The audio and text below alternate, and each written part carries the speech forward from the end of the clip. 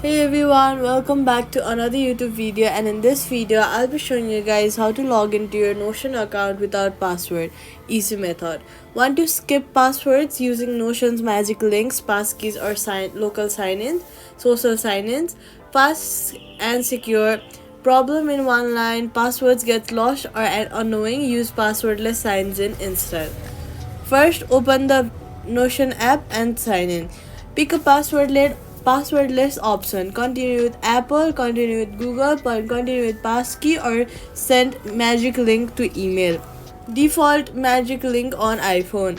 Next, if you have clicked the magic link, then enter your email, tap send link, open mail, tap Notion magic link when promoted, confirm with Google or Touch ID, Face ID. If you have done with Apple or Google or passkey, then authentication with Face ID, demise prompt, approve instant login.